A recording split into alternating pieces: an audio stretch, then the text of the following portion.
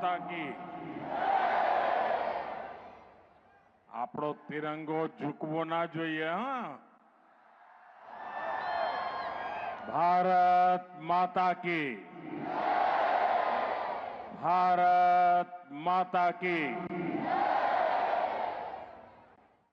गुजरातना मुख्यमंत्री श्रीमान भूपेन्द्रभाई पटेल, केंद्र में मंत्रिमंडल हमारा साथी मनोहरलाल जी, मंत्रिमंडल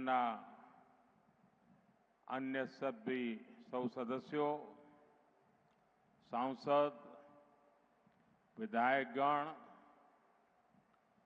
अन्य सौ वरिष्ठ महानुभाव અને કચ્છના મારા વાલા ભાઈઓ અને બહેનો,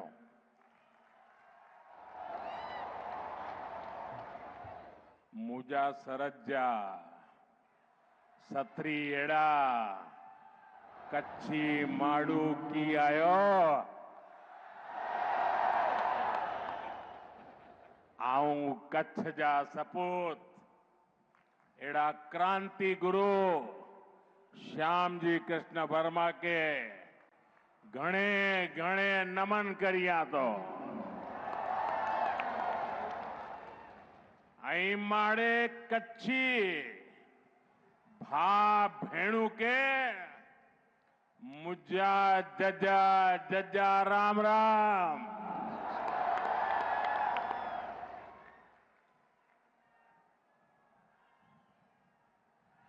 साथियों, कच्छ की इस पावन धरा पर आशापुरा माता के आशीर्वाद हमारी सारी आशाएं पूरी करती है। आशापुरा माता ने हमेशा इस धरती पर अपनी कृपा रखी है। मैं आज कच्छ की धरती से मां आशापुरा को श्रद्धापूर्वक नमन करता हूं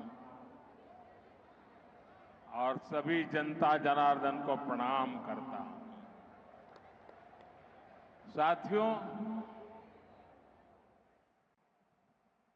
मेरा और कच्छ का नाता बहुत पुराना है।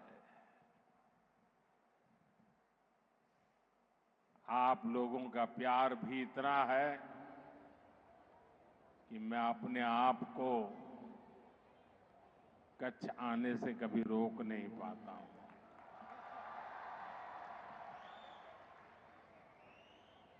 और जब मैं राजनीति में भी नहीं था,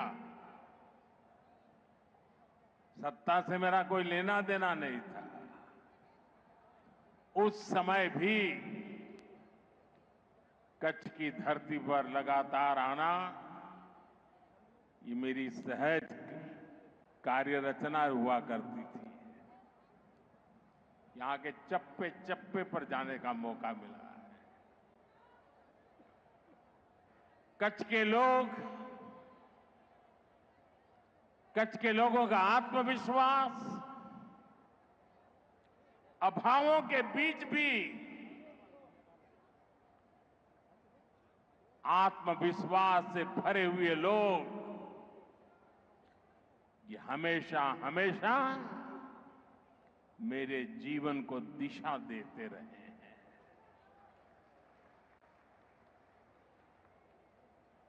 जो पुरानी पीढ़ी के लोग हैं वो जानते हैं, वर्तमान पीढ़ी को शायद पता नहीं है। आज तो यहां का जीवन बहुत आसान हो गया, लेकिन तब हालात कुछ और हुआ करते थे। और जब मुख्यमंत्री के रूप में मुझे याद है, जब पहली बार नर्मदा का पानी कच्छ की धरती पर आया, शायद वो दिन कच्छ के लिए दिवाली बन गया था। और ऐसी दिवाली पहले कभी भी कच्छ ने देखी नहीं होगी जो उस दिन हमने देखी थी। पानी के लिए सदियों से तरसता कच्छ, मां नर्मदा ने हम पर कृपा की और मेरा सौभाग्य है कि सूखी धरती पर पानी पहुंचाने के कार्य में निमित्त बनने का मुझे अवसर दिया आप सबने।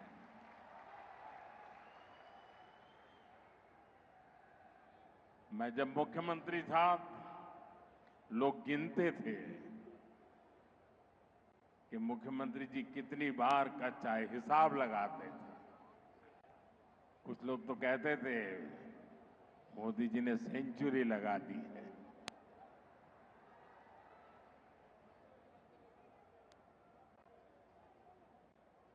अनेक गांवों में जाना, मेरे कार्यकर्ताओं के घरों में जाना, लोगों को मिलना, मेरे कार्यालय में जाकर के बैठना, ये मेरे स्वाभाविक गतिविधि का हिस्सा था। साथियों, मैंने देखा है कि कच्छ में पानी नहीं था, लेकिन कच्छ के किसान पानीदार थे।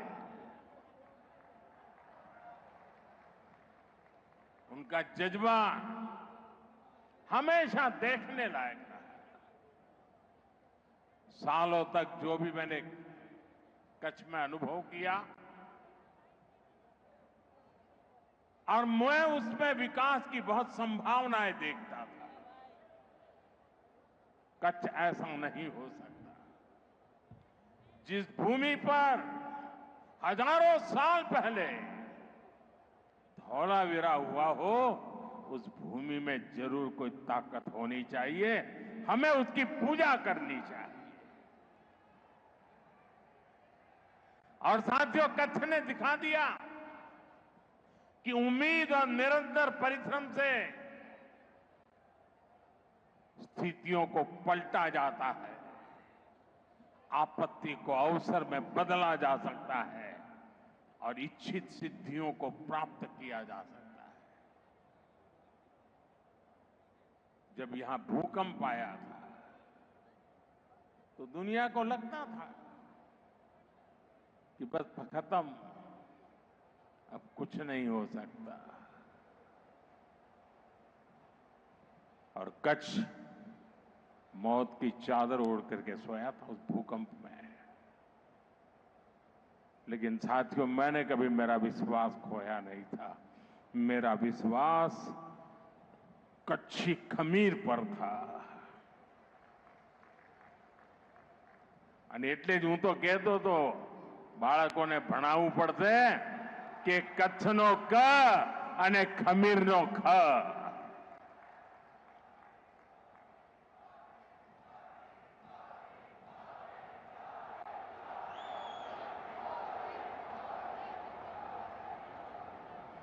लेकिन मुझे विश्वास था कि कच्छ इस संकट को परास्त करेगा,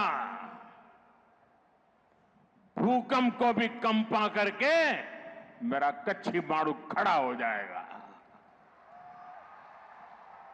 और आपने बिल्कुल वैसा ही किया। आज कच्छ व्यापार, कारोबार का, टूरिज्म का एक बड़ा सेंटर है। आने वाले समय में कच्छ की ये भूमिका और बड़ी होने वाली है। इसलिए जब भी मैं कच्छ विकास को गति देने आता हूं, मुझे लगता है कि मैं और कुछ करूंगा, और नया करूंगा, और ज्यादा करूंगा। मन रुकने का नाम नहीं करता है। आज यहां विकास से जुड़े 50,000 करोड़ रुपए से अधिक के प्रोजेक्ट का शिलान्यास और लोकार्पण हुआ है। एक समय था पूरे गुजरात में 50,000 करोड़ की योजना सुनाई नहीं देती थी। आज एक जिले में 50,000 करोड़ रुपए का काम। साथियों, ये प्रोजेक्ट भारत को दुनिया की एक बहुत बड़ी और ब्लू इकोनॉमी बनाने, ग्रीन एनर्जी का सेंटर बनाने में भी मदद करेगी। मैं आप सभी को, मेरे प्यारे कच्छियों को, इन सभी विकास कार्यों के लिए बहुत बहुत बधाई देता हूं। एक बार तिरंगा फहरा करके जरा अपना आनंद भी जताइए, उत्साह भी जताइए।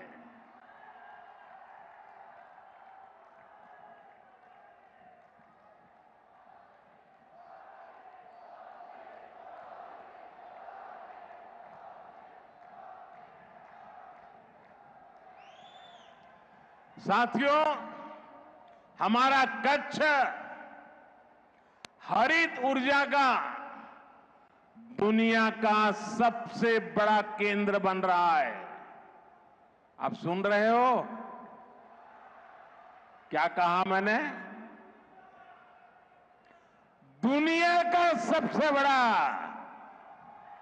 हो जाए एक बार।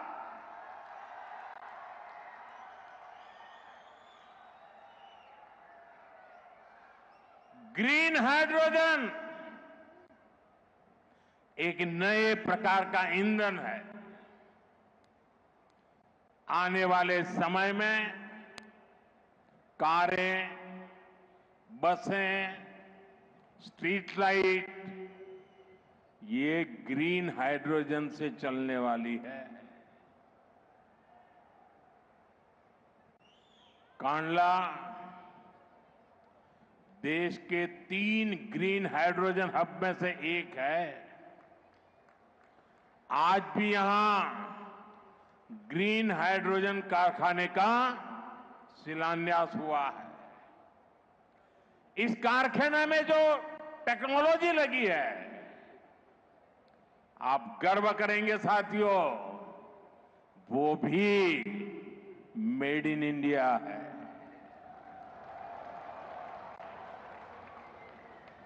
हमारा कच्छ भारत की सौर क्रांति के भी केंद्र में है। दुनिया के सबसे बड़े सोलर पावर प्रोजेक्ट में से एक यहां मेरे कच्छ में बन रहा है।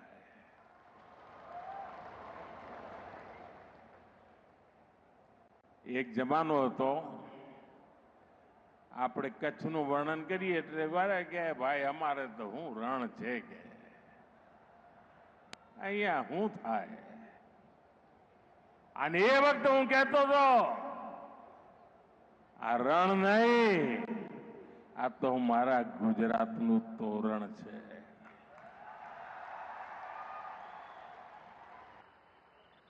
અને એ જ રણ જે ધૂળની ડમરીઓ અને ખારા પાટ આપણને ઘેરતા હતા, એ જ રણ હવે આપણને નહીં, આખા હિન્દુસ્તાનને ઉર્જાવાન બનાવવાના છે। खावड़ा कॉम्प्लेक्स के कारण कच्छ पूरी दुनिया के एनर्जी मैप में अपनी जगह बना चुका है। साथियों, हमारी सरकार का प्रयास है कि आपको पर्याप्त बिजली भी मिले और बिजली का बिल भी 0 हो। और इसलिए हमने पीएम सूर्यघर मुफ्त बिजली योजना शुरू की है। गुजरात में लाखों परिवार इस योजना से जुड़ चुके हैं। भाइयों और बहनों, दुनिया के जिन भी देशों ने समृद्धि पाई है, वहां समंदर समृद्धि का एक बहुत बड़ा कारण रहा है। यहां भी धोलावीरा का उदाहरण हमारे सामने है। लोथल जैसे प्राचीन पोर्ट सिटी यहां हुआ करते थे। ये भारत की प्राचीन सभ्यता की समृद्धि के केंद्र रहे हैं।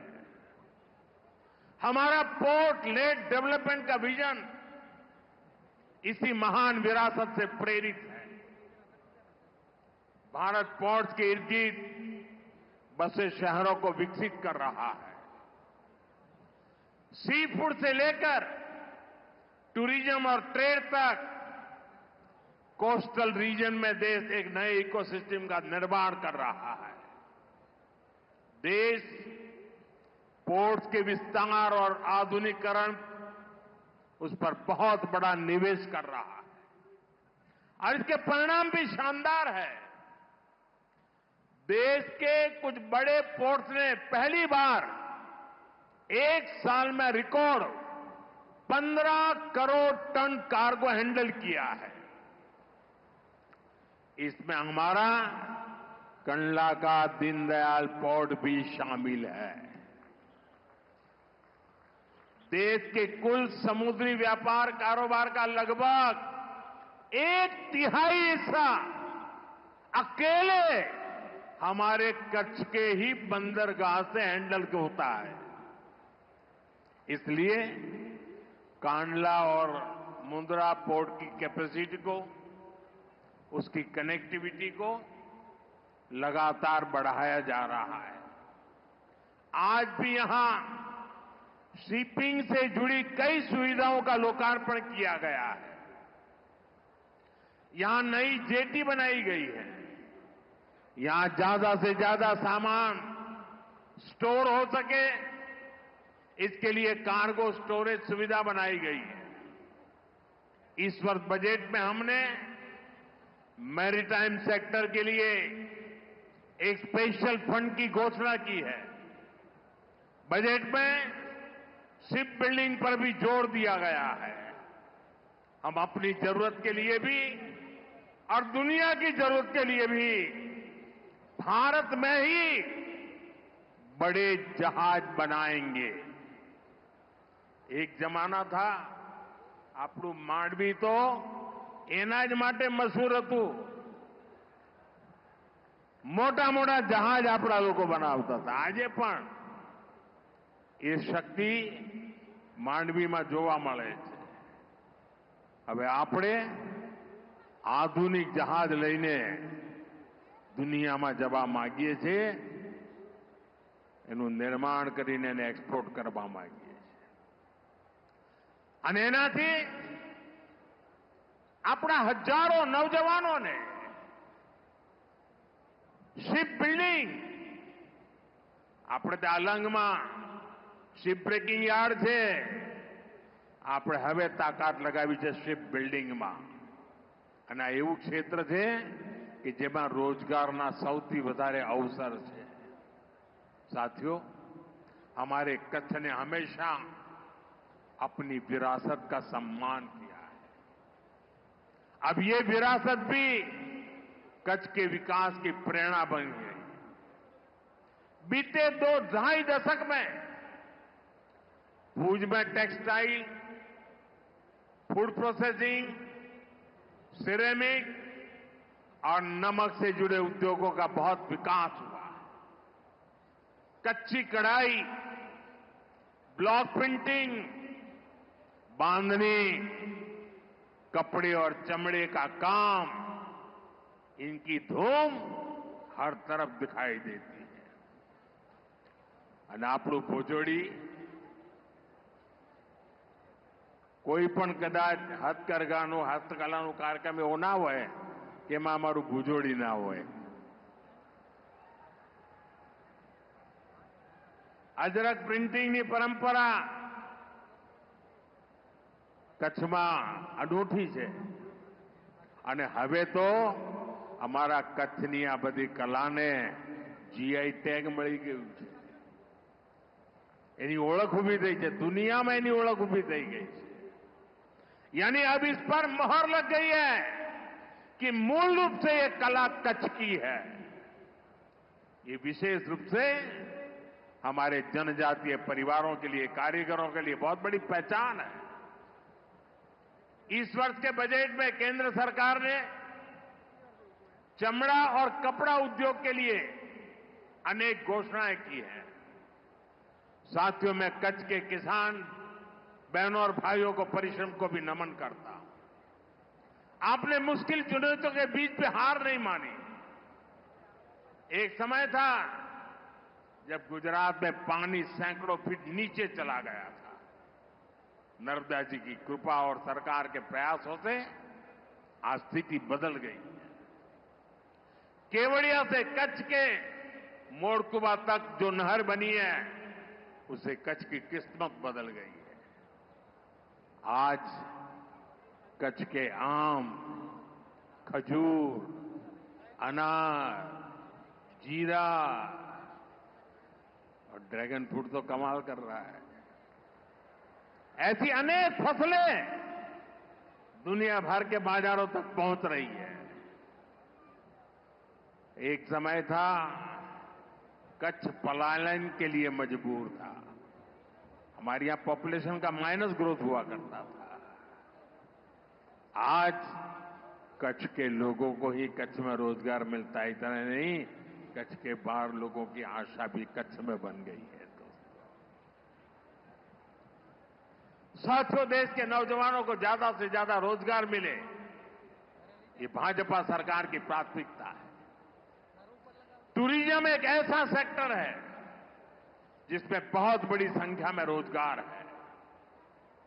कच्छ में इतिहास भी है, संस्कृति भी है और प्रकृति भी है। मुझे खुशी है कि कच्छ का रणोत्सव दिनों दिन नई बुलंदी की तरफ बढ़ रहा है। ये जो स्मृति वन हमारे भुज में बना है, इसको यूनेस्को ने दुनिया का सबसे खूबसूरत संग्रहालय माना है।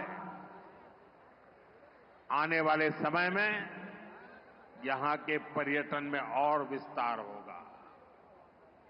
धोरडो गांव दुनिया के बेस्ट टूरिज्म विलेज में से एक है क्या धोरडो वाले? आज यहां जरा तिरंगा फहराइए।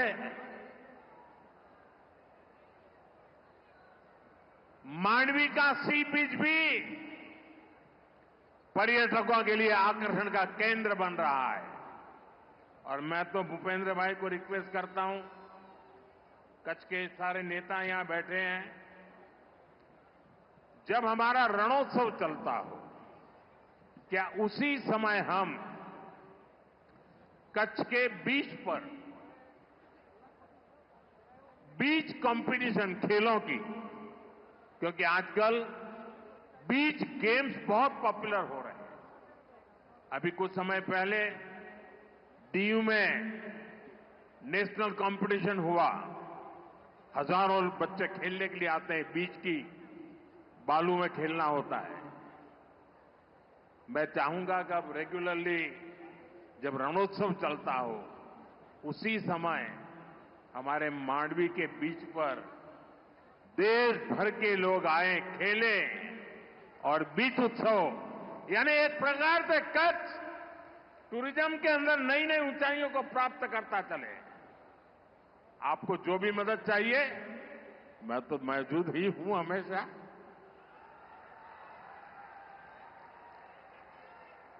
साथियों, अहमदाबाद ने भूजनी वच्चे नमो भारत રેપિડ રેલ આણે પણ ટુરિઝમને મોટી તાકાત આપી છે। સાથીઓ, આજે 26 મે છે।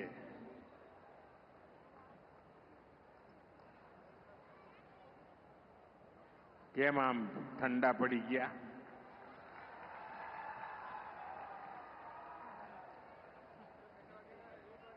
આપ સૌ ગુજરાતના ભાઈઓ બહેનોએ મને વાજતે ગાજતે ગુજરાતમાંથી વિદાય આપીને દિલ્હી મોકલ્યો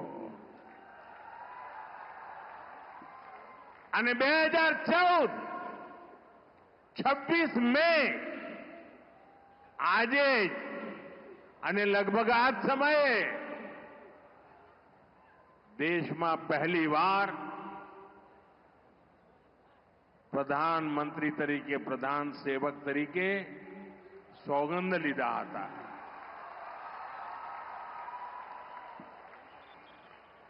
आपना आशीर्वाद थी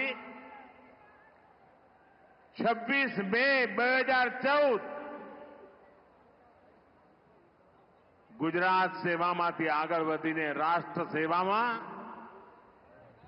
11 વર્ષની યાત્રા અને વિધિના જોગાનુજોગ જુઓ, 26 मई प्रधानमंत्री पद ने 11 વર્ષ થાય અને જે દિવસે મેં સોગંદ વિધિ લીધી હતી ત્યારે દેશ દુનિયામાં ઇકોનોમીમાં 11 નંબર પર હતો અને આજે 11 વર્ષે 4 નંબર પર પહોંચી ગયો.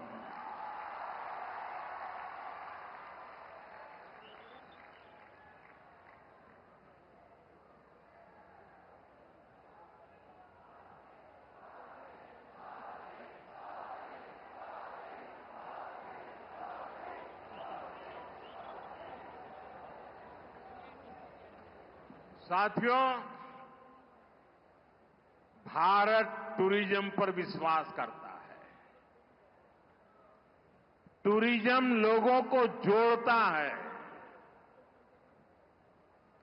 लेकिन पाकिस्तान जैसा देश भी है जो टेररिज्म को ही टूरिज्म मानता है और ये दुनिया के लिए बहुत बड़ा खतरा है. हमारे गुजरात में कच्छ के लोगों को पता होगा कि पहले गांधीनगर से कोई भी मंत्री मुख्यमंत्री कच्छ आते थे 25-30 साल पहले, तो उनके भाषण में पाकिस्तान से शुरू होता था, पाकिस्तान पूरा होता था और कच्छ वालों को बार बार याद कराते थे पाकिस्तान पाकिस्तान पाकिस्तान. आपने देखा होगा 2001 में मैंने तय कर लिया कि मैं समय उसमें बर्बाद नहीं करूंगा.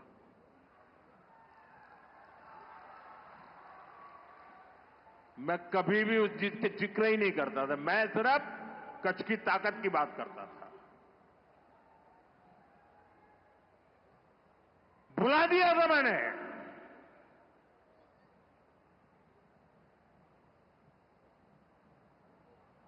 और कच्छ के लोगों ने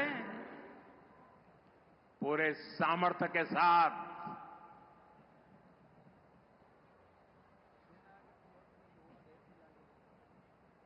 पाकिस्तान को भी ईर्ष्या हो जाए वैसा कच्छ बना दिया. दोस्तों, साथियों, हमारी नीति आतंकवाद के खिलाफ जीरो टॉलरेंस की है. ऑपरेशन सिंदूर ने इस नीति को और स्पष्ट कर दिया है. जो भी भारतीयों का खून बहाने की कोशिश करेगा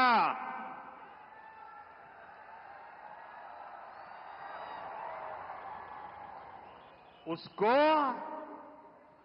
उसकी भाषा में ही जवाब दिया जाएगा.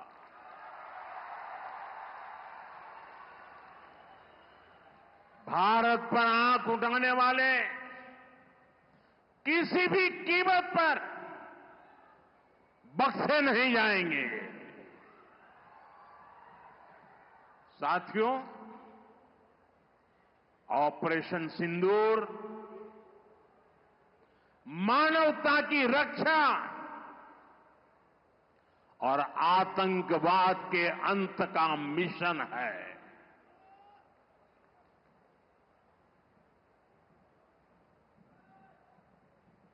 22 मई के बाद मैंने कभी छुपाया नहीं, सीना तानकर बिहार की जनसभा में मैंने घोषणा की थी,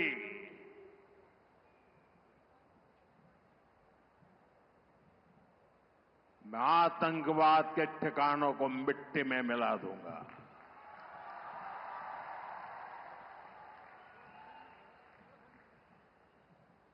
पंद्रह दिन तक हमने इंतजार किया, फिर पाकिस्तान आतंकवाद के खिलाफ कोई कदम उठाएगा लेकिन शायद आतंकवाद ही उनकी रोजी रोटी है। जब उन्होंने कुछ नहीं किया तो फिर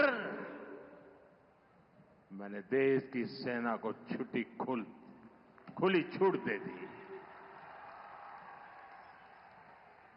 भारत के टारगेट पर आतंकवादियों के हेडक्वार्टर थे। सैकड़ों किलोमीटर अंदर जाकर के अगल बगल में किसी का भी नुकसान हुए बिना सीधी चोट करके आ गए। सटीक वार किया। ये दिखाता है कि हमारी सेना कितनी सक्षम और कितनी अनुशासित है। हमने दुनिया को दिखाया कि हम आतंकवाद के अड्डों को, उनके ठिकानों को यहां बैठे बैठे मिट्टी में मिला सकते हैं। साथियों, भारत की कार्रवाई से पाकिस्तान कैसे बौखला गया, ये भी हमने देखा है।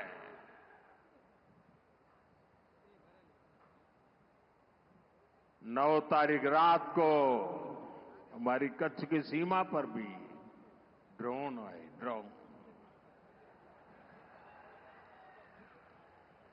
उनको लगता था कि मोदी गुजरात का है तो जरा गुजरात में कमाल कर हुए मालूम नहीं है। जरा 71 को याद कीजिए, ये जो वीरांगना यहां आई थी ना, उन्होंने तुम्हें धूल चटा दी थी। ये माताएं बहनें उस समय 72 घंटे में रनवे तैयार कर दिया और हमने हमले फिर से चालू कर दिए थे। और आज मेरा सौभाग्य है कि 71 की लड़ाई की उस वीरांगना माताओं ने आकर के मुझे आशीर्वाद दिए हैं। इतना ही नहीं, सिंदूर के वृक्ष का पौधा भी दिया है। माताएं बहनें, आपका दिया हुआ ये पौधा अब पीएम हाउस में लगेगा।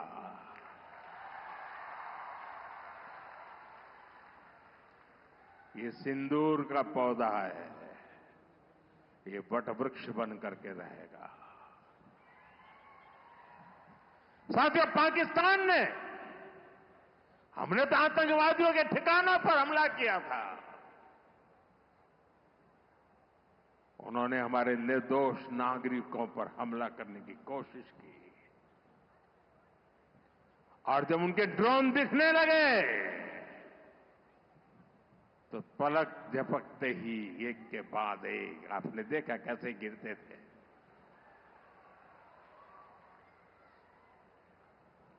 और तब भारत ने भी उनकी सेना पर 2 गुनी ताकत से हमला किया।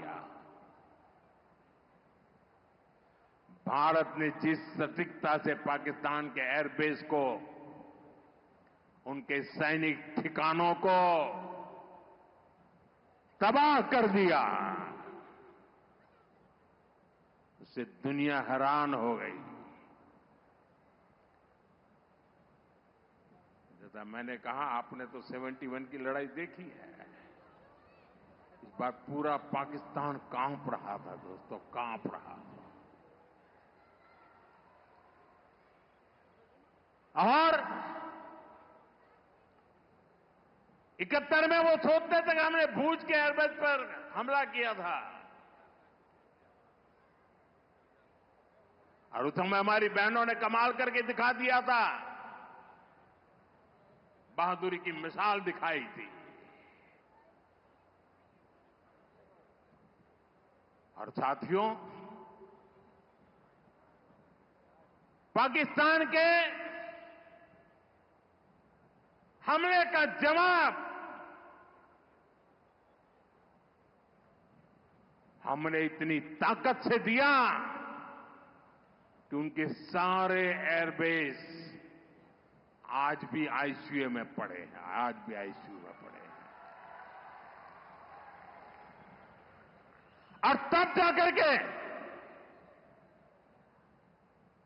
पाकिस्तान शरणागति के लिए मजबूर हो गया। पाकिस्तान को लगा बच नहीं सकते। भारत ने रौद्र रूप दिखा दिया है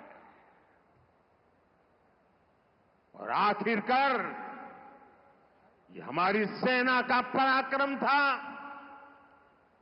ये हमारी सेना का साहस था, ये हमारी सेना का सटीक ऑपरेशन था। कुछ ही घंटों में पाकिस्तान ने सफेद झंडा फहराना शुरू कर दिया। उन्होंने कहा कि हम गोली नहीं चलाना चाहते। हमने कहा हम तो पहले भी कह देते थे भाई, हमने तो पहले ही कहा था। हमने आतंकवाद के ठिकानों को तोड़ना था, मारना था, सबक सिखाना था। उसके बाद तुम्हें चुप रहने की जरूरत थी, लेकिन तुमने गलती की तो तुम्हें सजा भी भुगतनी पड़ी। साथियों, भारत की लड़ाई सीमा पार पल रहे आतंकवाद से, जो आज इस आतंकवाद को पाल पोस रहा है, उससे हमारी दुश्मनी है। मैं कच्छ की इस धरती से, पाकिस्तान की सीमा पर सटा हुआ मेरा जिला है, मैं पाकिस्तान के लोगों को भी कहना चाहता हूं, क्या पाया आपने? हिंदुस्तान दुनिया की चौथी इकोनॉमी बन गया और तुम्हारा हाल क्या है? तुम्हारे बच्चों के भविष्य को बर्बाद किसने किया? तुम्हें दर दर भटकने के लिए मजबूर किसने किया? ये आतंकवाद के आकाओं ने।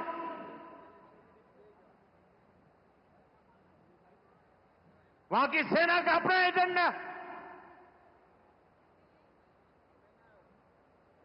पाकिस्तान के नागरिकों, खास करके वहां के बच्चे, ये मोदी की बात कान खोल करके सुन लो। ये आपकी सरकार और आपकी सेना आतंकवाद को समर्थन दे रही है। आतंकवाद पाकिस्तान की सेना और सरकार के लिए पैसा कमाने का जरिया बन गया है। पाकिस्तान के युवकों को तय करना होगा, पाकिस्तान के बच्चों को तय करना होगा, क्या ये रास्ता उनके लिए ठीक है? क्या उनका भला हो रहा है? सत्ता के लिए जो एक खेल खेले जा रहे हैं, क्या उससे पाकिस्तान के बच्चों की जिंदगी बनेगी?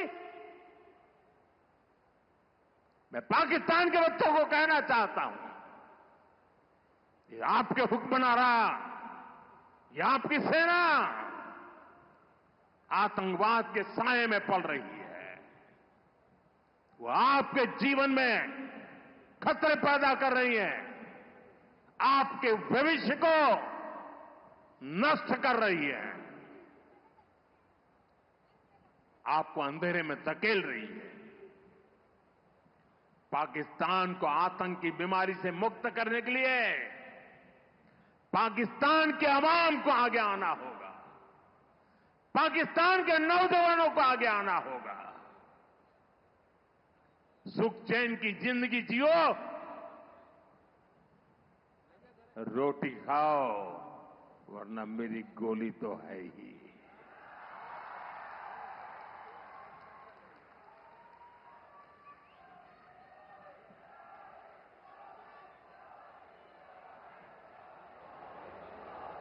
साथियों, भारत की दिशा एकदम स्पष्ट है। भारत ने विकास का पथ चुना है, शांति और समृद्धि का रास्ता चुना है। मुझे भरोसा है कि जैसे कच्छ की जो स्पिरिट है, वो भारत को विकसित बनाने के लिए भी प्रेरणा बनेगी। મારા કચ્છી ભાઈ બહેનો, હવે થોડા દાડા પછી આપણું અષાઢી બીજ આવશે. આપણું કચ્છી નવું વર્ષ અહીં આવ્યો છું. પહેલા તો અહીં અષાઢી બીજે આવવાનો મોકો લેતો હતો, પણ હવે આવવાનો નથી. તો આજે આપણા અષાઢી બીજના નવ વર્ષની શુભેચ્છાઓ મારા કચ્છી ભાઈઓ બહેનો દેતો જાઓ. કચ્છના મારા વાલા ભાઈ બહેનો, આપનો પ્રેમ, આપના આશીર્વાદ અને આજે જે રોડ શો કર્યો આપે આટલી ગરમીમાં, એરપોર્ટથી અહીં સુધી માનવ મહેરામણ ઉમટ્યું હતું.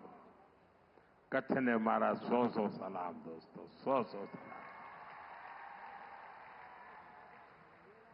एक बार फरी आप सौने अनेकविध विकास कार्यों ने खूब खूब शुभकामनाओं आपू छू.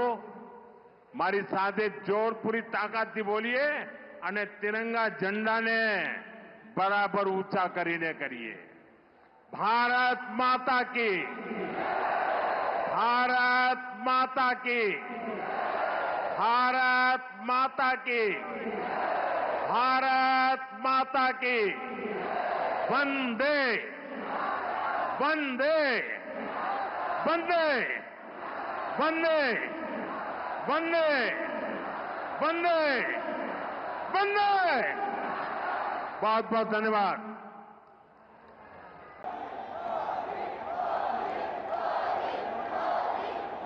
भारत माता की. આપણો તિરંગો ઝૂકવો ના જોઈએ. હા, ભારત માતા की, ભારત માતા की. ગુજરાતના મુખ્યમંત્રી શ્રીમાન ભૂપેન્દ્રભાઈ પટેલ, કેન્દ્રમાં મંત્રીમંડળના મારા સાથી મનોહરલાલજી, મંત્રીમંડળના अन्य सभी सौ सदस्यों, सांसद, विधायकगण, अन्य सौ वरिष्ठ महानुभाव અને કચ્છના મારા વાલા ભાઈઓ અને બહેનો,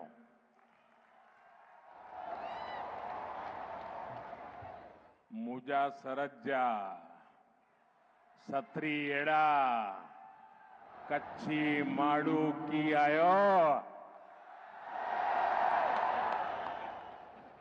आऊं कच्छ जा सपूत एड़ा क्रांति गुरु श्यामजी कृष्ण वर्मा के घणे घणे नमन करिया. तो आई माड़े कच्छी भा भेणु के मुजा जजा जजा राम राम.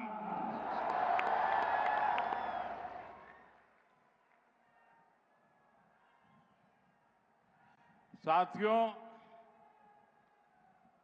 कच्छ की इस पावन धरा पर आशापुरा माता के आशीर्वाद हमारी सारी आशाएं पूरी करती है.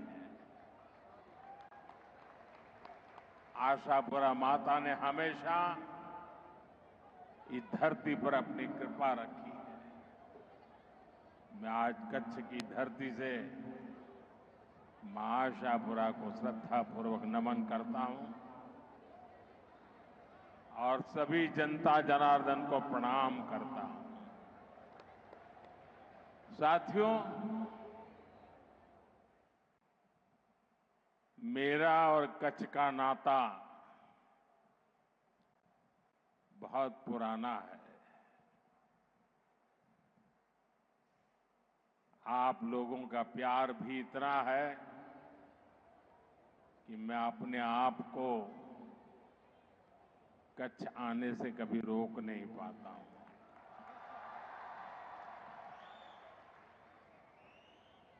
और जब मैं राजनीति में भी नहीं था, सत्ता से मेरा कोई लेना देना नहीं था, उस समय भी कच्छ की धरती पर लगातार आना ये मेरी सहज कार्य रचना हुआ करती थी। यहां के चप्पे चप्पे पर जाने का मौका मिला है। कच्छ के लोगों का आत्मविश्वास अभावों के बीच भी आत्मविश्वास से भरे हुए लोग ये हमेशा हमेशा मेरे जीवन को दिशा देते रहे हैं।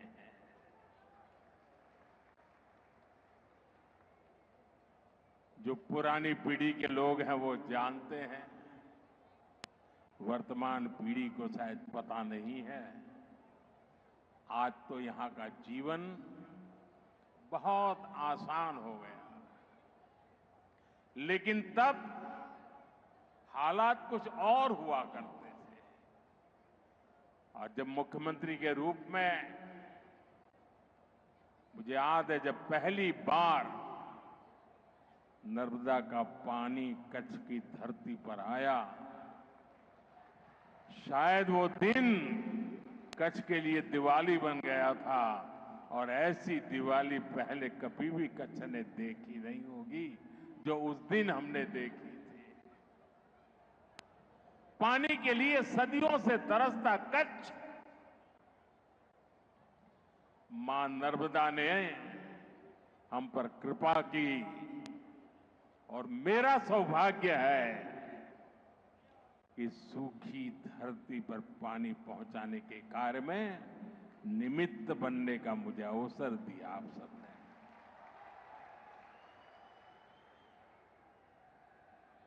मैं जब मुख्यमंत्री था, लोग गिनते थे कि मुख्यमंत्री जी कितनी बार कच्छ आए, हिसाब लगाते थे। कुछ लोग तो कहते थे मोदी जी ने सेंचुरी लगा दी है।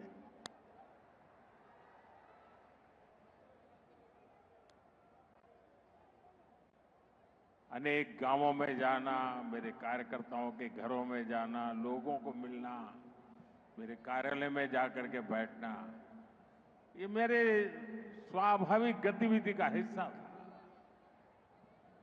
साथियों, मैंने देखा है कि कच्छ में पानी नहीं था, लेकिन कच्छ के किसान पानीदार थे। उनका जज्बा हमेशा देखने लायक रहा है।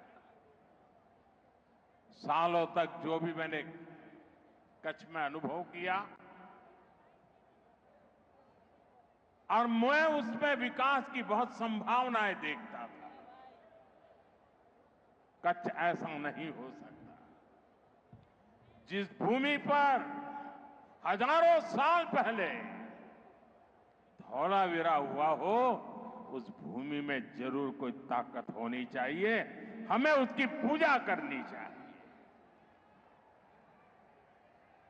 और साथियों, कच्छ ने दिखा दिया कि उम्मीद और निरंतर परिश्रम से स्थितियों को पलटा जाता है, आपत्ति को अवसर में बदला जा सकता है और इच्छित सिद्धियों को प्राप्त किया जा सकता है। जब यहां भूकंप आया था तो दुनिया को लगता था कि बस खत्म, अब कुछ नहीं हो सकता। और कच्छ मौत की चादर ओढ़ करके सोया था उस भूकंप में। लेकिन साथियों, मैंने कभी मेरा विश्वास खोया नहीं था। मेरा विश्वास कच्छी खमीर पर था। અને એટલે જ હું તો કહેતો હતો, બાળકોને ભણાવવું પડશે કે કચ્છનો ક અને ખમીરનો ખ।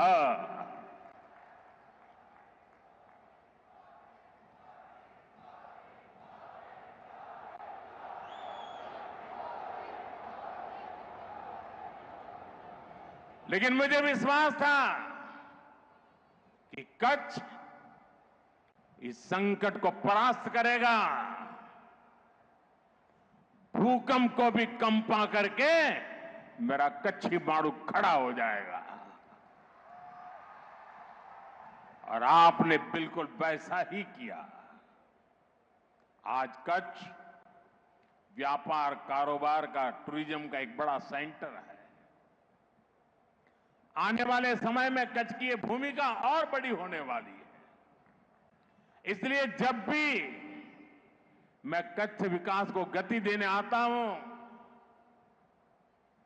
मुझे लगता है कि मैं और कुछ करूंगा, और नया करूंगा, और ज्यादा करूंगा। मन रुकने का नाम नहीं करता है। आज यहां विकास से जुड़े 50,000 करोड़ रुपए से अधिक के प्रोजेक्ट का शिलान्यास और लोकार्पण हुआ है। एक समय था पूरे गुजरात में 50,000 करोड़ की योजना सुनाई नहीं देती थी। आज एक जिले में 50,000 करोड़ रुपए का काम। साथियों, ये प्रोजेक्ट भारत को दुनिया की एक बहुत बड़ी और ब्लू इकोनॉमी बनाने, ग्रीन एनर्जी का सेंटर बनाने में भी मदद करेगी। मैं आप सभी को, मेरे प्यारे कच्छियों को, इन सभी विकास कार्यों के लिए बहुत बहुत बधाई देता हूं। एक बार तिरंगा फहरा करके जरा अपना आनंद भी जताइए, उत्साह भी जताइए।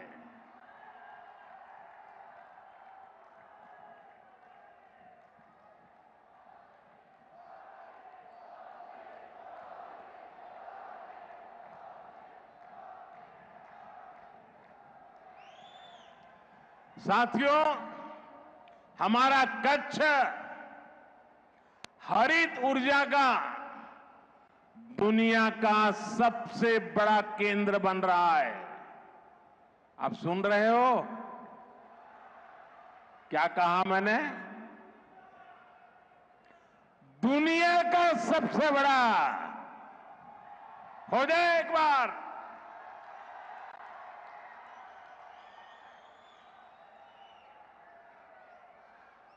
ग्रीन हाइड्रोजन एक नए प्रकार का ईंधन है।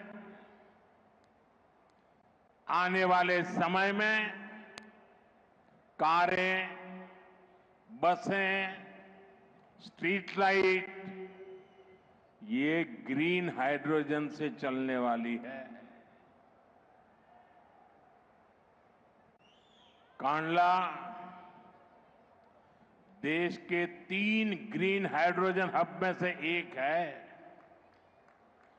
आज भी यहां ग्रीन हाइड्रोजन कारखाने का शिलान्यास हुआ है।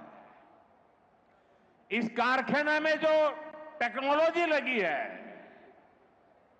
आप गर्व करेंगे साथियों, वो भी मेड इन इंडिया है।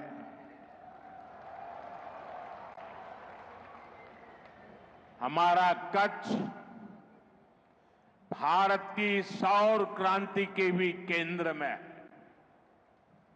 दुनिया के सबसे बड़े सोलर पावर प्रोजेक्ट में से एक यहां मेरे कच्छ में बन रहा है।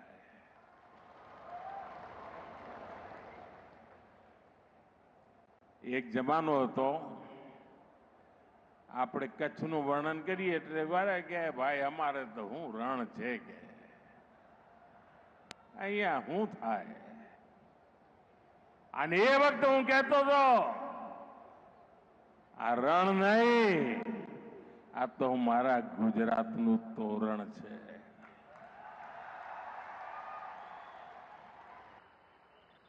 અને એ જ રણ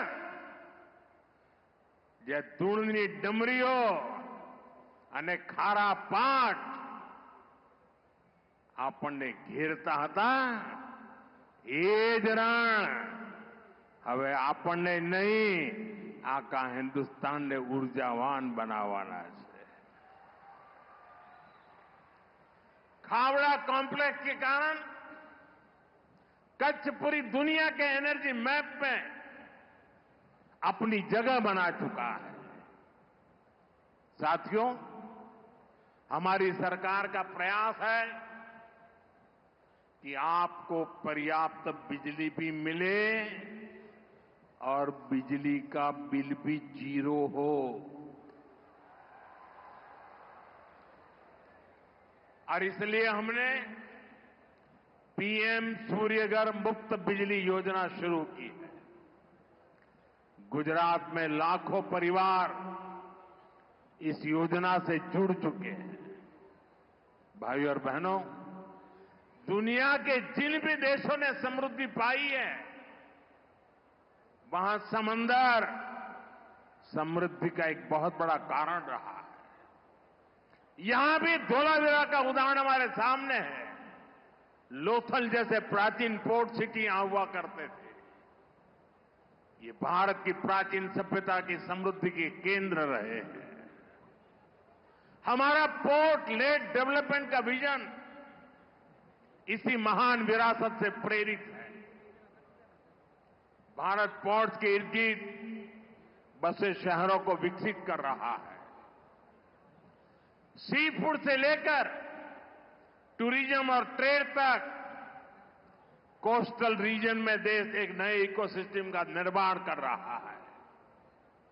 देश पोर्ट्स के विस्तार और आधुनिकीकरण उस पर बहुत बड़ा निवेश कर रहा है और इसके परिणाम भी शानदार है. देश के कुछ बड़े पोर्ट्स ने पहली बार एक साल में record 15 crore tonne cargo handle किया है. इसमें हमारा कंडला का दीनदयाल पोर्ट भी शामिल है. देश के कुल समुद्री व्यापार कारोबार का लगभग 1/3 हिस्सा अकेले हमारे कच्छ के ही बंदरगाह से हैंडल होता है. इसलिए कांडला और मुंद्रा पोर्ट की कैपेसिटी को, उसकी कनेक्टिविटी को लगातार बढ़ाया जा रहा है. आज भी यहां शिपिंग से जुड़ी कई सुविधाओं का लोकार्पण किया गया है. यहां नई जेटी बनाई गई है. यहां ज्यादा से ज्यादा सामान स्टोर हो सके, इसके लिए कार्गो स्टोरेज सुविधा बनाई गई है. इस वर्ष बजट में हमने मैरीटाइम सेक्टर के लिए एक स्पेशल फंड की घोषणा की है. बजट में शिप बिल्डिंग पर भी जोर दिया गया है. हम अपनी जरूरत के लिए भी और दुनिया की जरूरत के लिए भी भारत में ही बड़े जहाज बनाएंगे. एक जमाना था આપણું માંડવી તો એના જ માટે મશહૂર હતું. મોટા મોટા જહાજ આપણા લોકો બનાવતા હતા. આજે પણ એ શક્તિ માંડવીમાં જોવા મળે છે. હવે આપણે આધુનિક જહાજ લઈને દુનિયામાં જવા માંગીએ છીએ. એનું નિર્માણ કરીને એને એક્સપોર્ટ કરવા માંગીએ. અને એનાથી આપણા હજારો નવજવાનોને શિપ બિલ્ડિંગ, આપણે ત્યાં અલંગમાં શિપ બ્રેકિંગ યાર્ડ છે, આપણે હવે તાકાત લગાવી છે શિપ બિલ્ડિંગમાં. અને આ એવું ક્ષેત્ર છે કે જેમાં રોજગારના સૌથી વધારે અવસર છે. साथियों, हमारे कच्छ ने हमेशा अपनी विरासत का सम्मान किया है. अब ये विरासत भी कच्छ के विकास की प्रेरणा बन गई. बीते 2-2.5 दशक में भुज में टेक्सटाइल, फूड प्रोसेसिंग, सिरेमिक और नमक से जुड़े उद्योगों का बहुत विकास हुआ।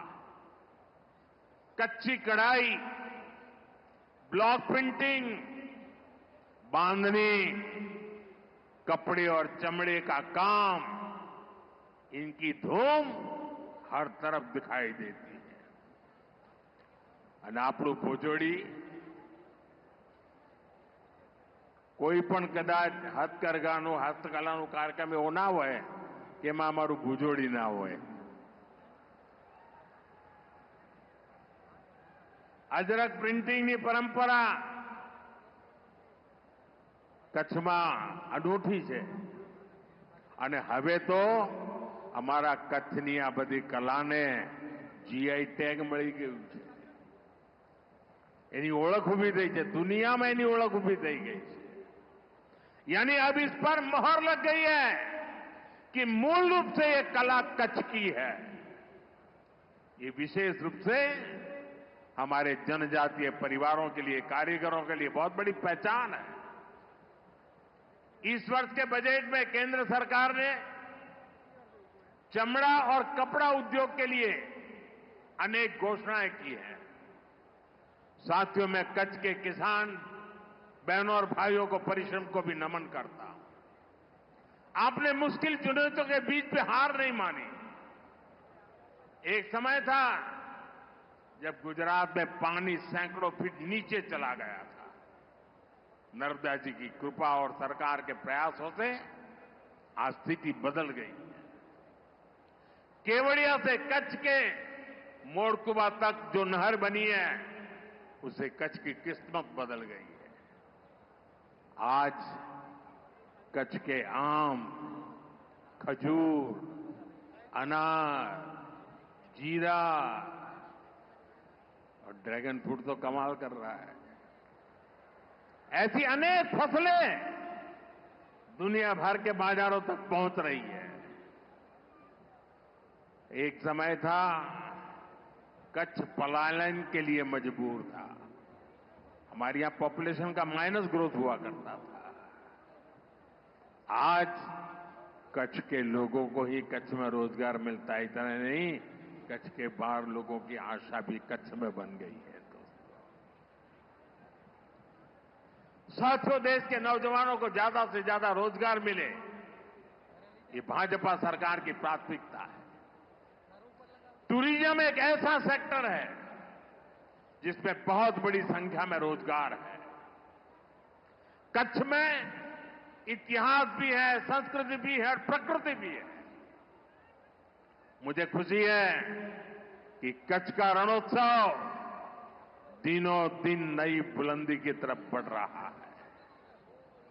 ये जो स्मृति वन हमारे भुज में बना है, इसको यूनेस्को ने दुनिया का सबसे खूबसूरत संग्रहालय माना है.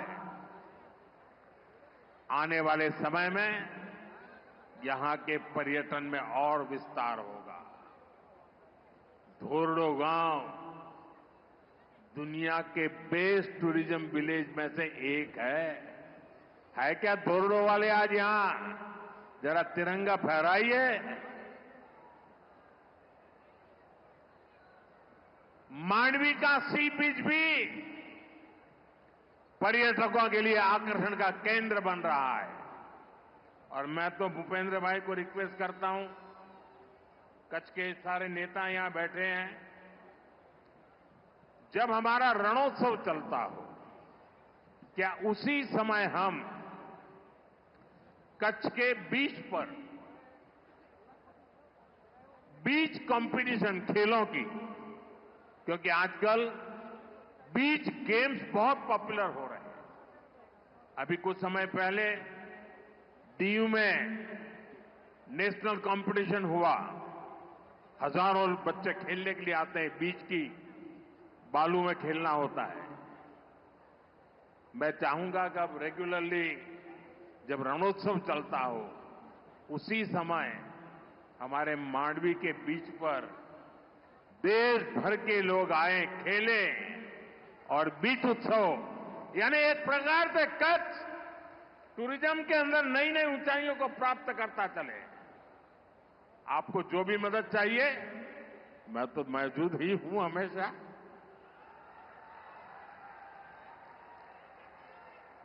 साथियों, अहमदाबाद ने भूजनी वच्चे नमो भारत રેપિડ રેલ આને પણ ટુરિઝમને મોટી તાકાત આપી છે। સાથીઓ, આજે 26 મે છે।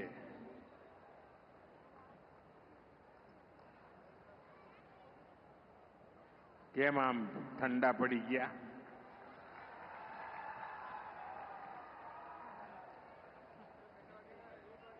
આપ સૌ ગુજરાતના ભાઈઓ બહેનોએ મને વાજતે ગાતે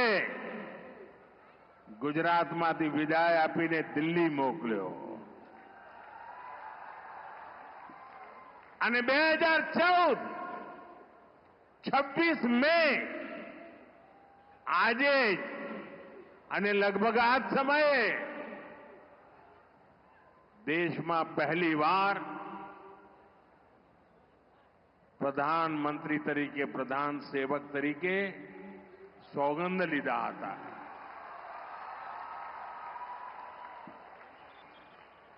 आपना आशीर्वाद थी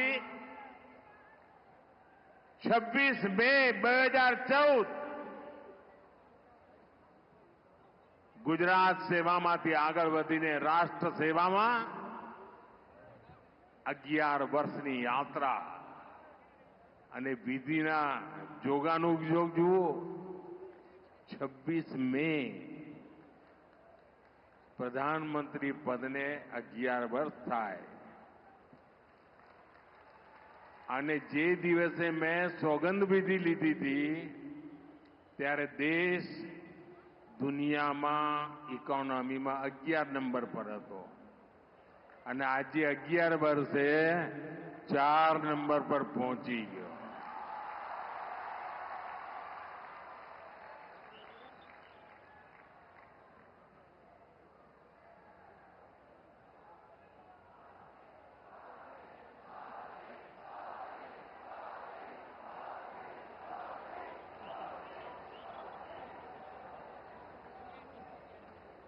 साथियों,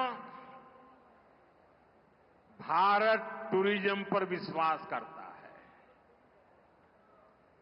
टूरिज्म लोगों को जोड़ता है,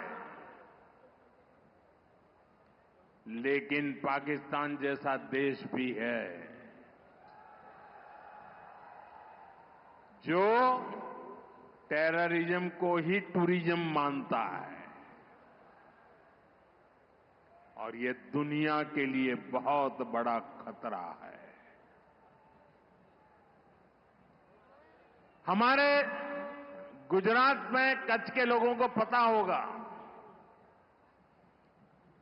कि पहले गांधीनगर से कोई भी मंत्री, मुख्यमंत्री कच्छ आते थे 25-30 साल पहले, तो उनके भाषण में पाकिस्तान से शुरू होता था, पाकिस्तान पूरा होता था और कच्छ वालों को बार बार याद कराते थे पाकिस्तान, पाकिस्तान, पाकिस्तान।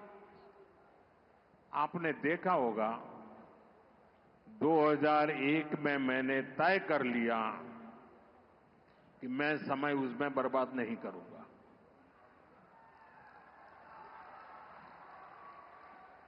मैं कभी भी उस चीज के जिक्र ही नहीं करता था, मैं सिर्फ कच्छ की ताकत की बात करता था।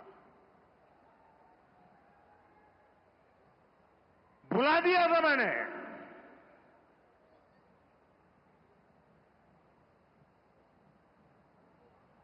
और कच्छ के लोगों ने पूरे सामर्थ्य के साथ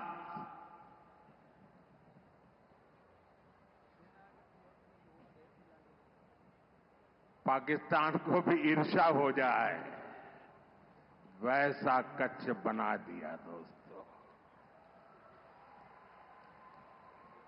साथियों, हमारी नीति आतंकवाद के खिलाफ जीरो टॉलरेंस की है। ऑपरेशन सिंदूर ने इस नीति को और स्पष्ट कर दिया है। जो भी भारतीयों का खून बहाने की कोशिश करेगा,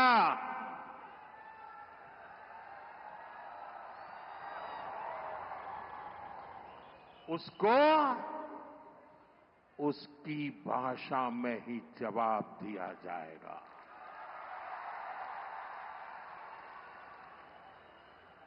भारत पर आंख उठाने वाले किसी भी कीमत पर बख्शे नहीं जाएंगे।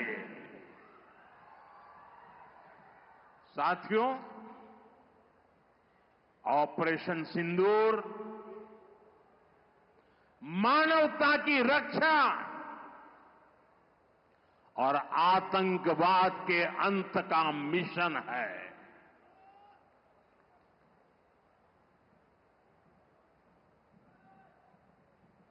22 मई के बाद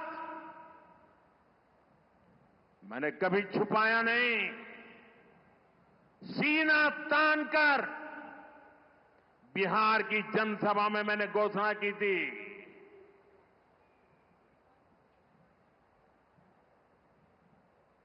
मैं आतंकवाद के ठिकानों को मिट्टी में मिला दूंगा।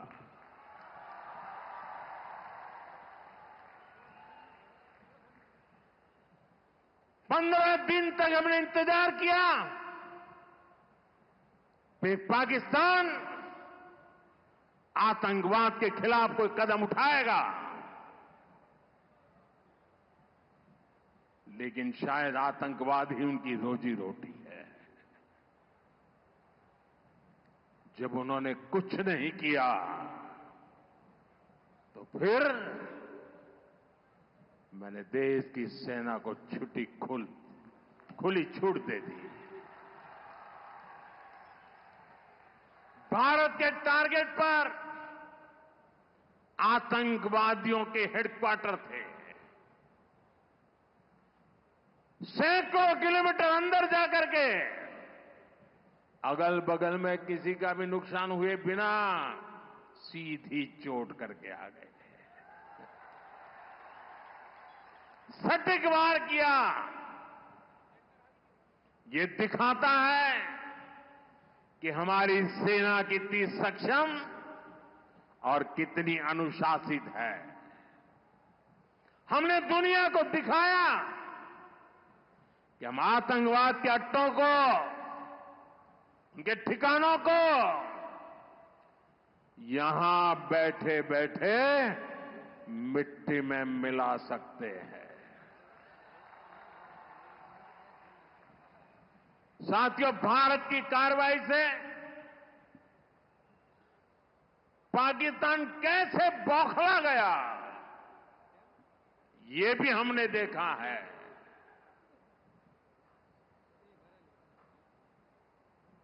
नौ तारीख रात को हमारी कच्छ की सीमा पर भी ड्रोन आए।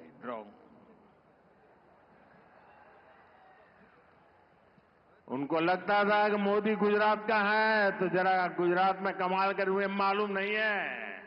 जरा 71 को याद कीजिए, ये जो वीरांगना यहां आई थी ना, उन्होंने तुम्हें धूल चटा दी थी। ये माताएं बहनें उस समय 72 घंटे में रनवे तैयार कर दिया और हमने हमले फिर से चालू कर दिए थे। और आज मेरा सौभाग्य है कि 71 की लड़ाई की उस वीरांगना माताओं ने आकर के मुझे आशीर्वाद दिए हैं। इतना ही नहीं, सिंदूर के वृक्ष का पौधा भी दिया है। माताएं बहनें, आपका दिया हुआ ये पौधा अब पीएम हाउस में लगेगा।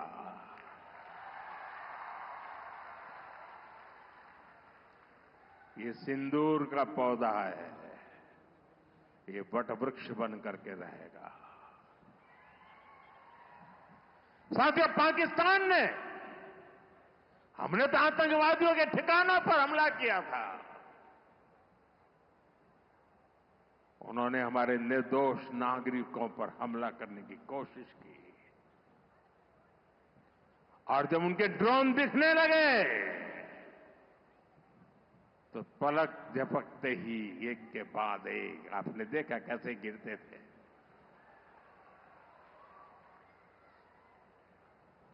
और तब भारत ने भी उनकी सेना पर 2 गुनी ताकत से हमला किया। भारत ने जिस सटीकता से पाकिस्तान के एयरबेस को, उनके सैनिक ठिकानों को तबाह कर दिया,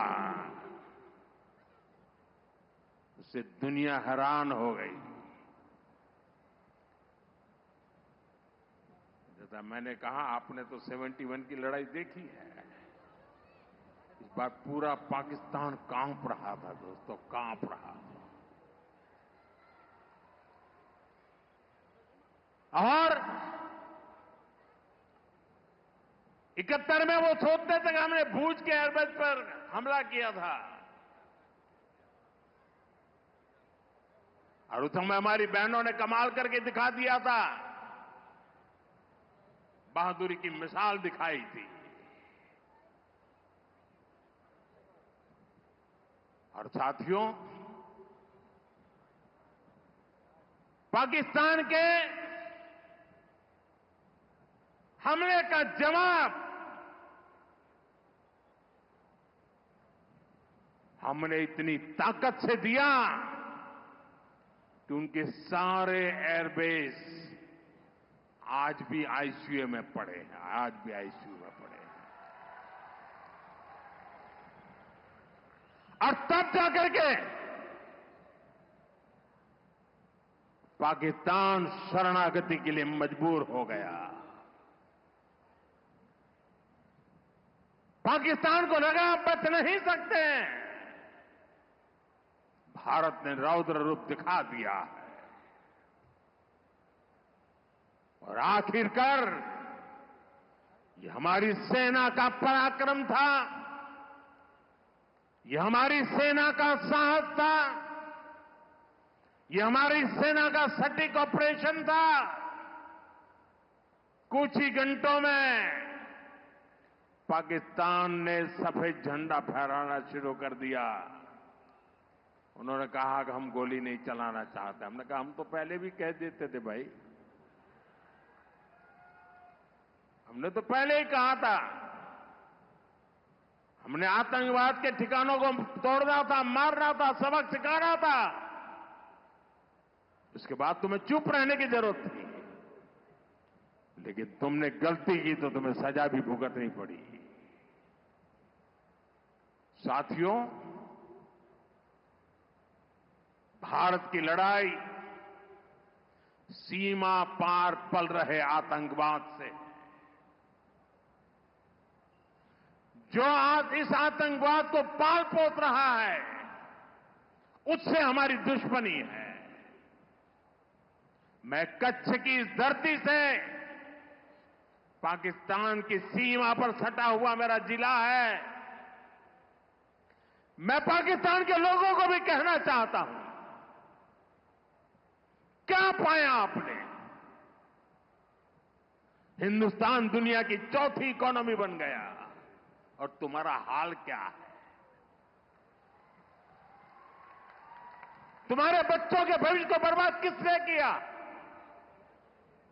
तुम्हें दर दर भटकने के लिए मजबूर किसने किया? ये आतंकवाद के आकाओं ने।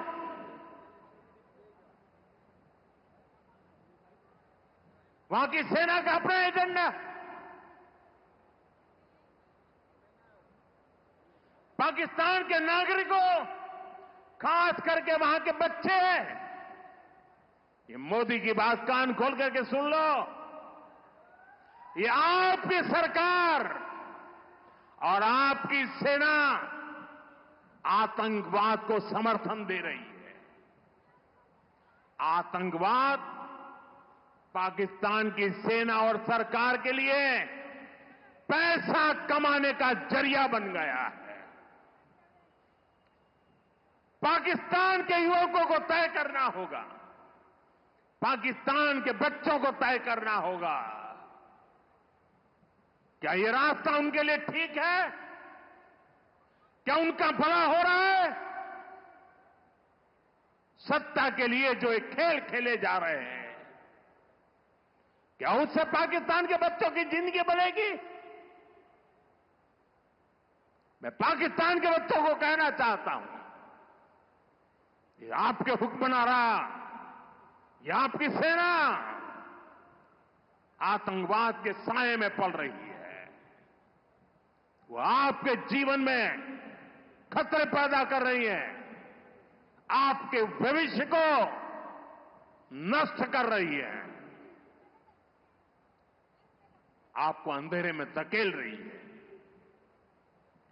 पाकिस्तान को आतंक की बीमारी से मुक्त करने के लिए पाकिस्तान के अवाम को आगे आना होगा, पाकिस्तान के नौजवानों को आगे आना होगा। सुख चैन की जिंदगी जियो,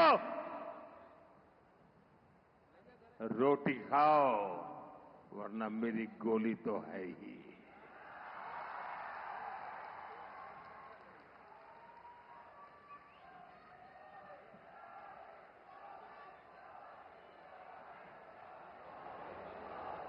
साथियों,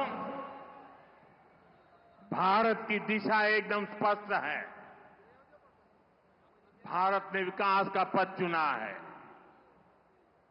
शांति और समृद्धि का रास्ता चुना है। मुझे भरोसा है कि जैसे कच्छ की जो स्पिरिट है, वो भारत को विकसित बनाने के लिए भी प्रेरणा बनेगी। મારા કચ્છી ભાઈ બહેનો, હવે થોડા દાડા પછી આપણું અષાઢી બીજ આવશે, આપણું કચ્છી નવું વર્ષ। અહીં આવ્યો છું, પહેલા તો અહીં અષાઢી બીજે આવવાનો મોકો લેતો હતો, પણ હવે આવવાનો નથી। તો આજે આપણા અષાઢી બીજના નવ વર્ષની શુભેચ્છાઓ મારા કચ્છી ભાઈઓ બહેનો દેતો જાઓ। કચ્છના મારા વાલા ભાઈ બહેનો, આપનો પ્રેમ, આપના આશીર્વાદ અને આજે જે રોડ શો કર્યો આપે આટલી ગરમીમાં, એરપોર્ટ ત્યાં સુધી માનવ મહેરામણ ઉમટ્યું હતું। કચ્છને મારા 100 સલામ દોસ્તો, 100 સલામ। એક વાર ફરી આપ સૌને અનેકવિધ વિકાસ કાર્યોની ખૂબ ખૂબ શુભકામનાઓ આપું છું। મારી સાથે જોર પૂરી તાકાતથી બોલીએ અને તિરંગા ઝંડાને બરાબર ઊંચા કરીને કરીએ। ભારત માતા की, भारत माता की, भारत माता की, भारत माता की। वंदे वंदे वंदे वंदे वंदे वंदे वंदे। बहुत बहुत धन्यवाद।